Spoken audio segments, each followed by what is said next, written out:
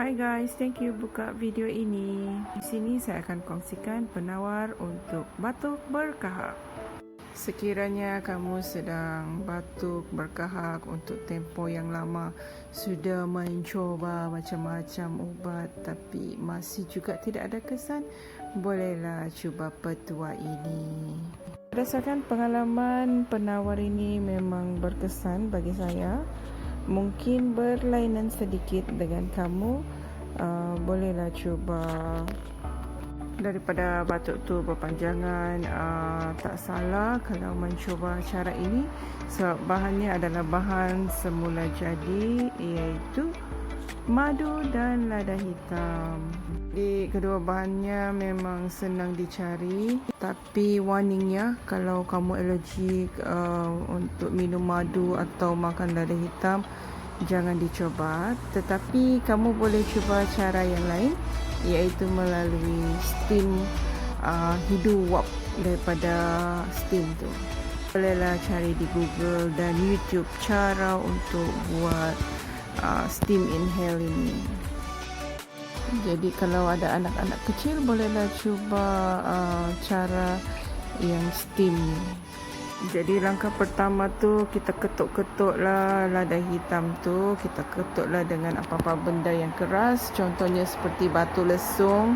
Kalau di Malaysia ni memang kita kenal sangatlah kan batu lesung tu. Jadi ketuklah sampai bentuknya macam ni.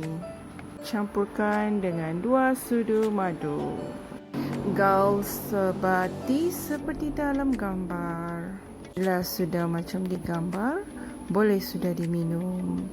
Minumlah 2 hingga 3 kali sehari. 2 sudu ya. Bila sudah minum tu, janganlah terus meminum air. Tunggulah dalam 20 hingga 30 saat baru minum air. Lagi lama baru minum air lagi berkesan. Ketika ini adalah penting untuk kita jaga kita punya makan minum. Kita berpantang dulu makan yang sedap-sedap seperti makanan bergoreng, makanan yang pedas, manis, masin, dan juga cubalah untuk elak minuman sejuk. Satu lagi yang saya ingin kongsikan, ketika proses kita mengambil penawar ini ataupun ketika kita sedang mengambil ubat, adalah baik sekiranya kita boleh makan lebih bawang putih sebab ia mencepatkan pemulihan. Jadi apa yang saya kongsikan ini adalah berdasarkan pengalaman. Ada banyak kebaikan bawang putih dalam kesihatan. Bolehlah kita baca dari pacik Google.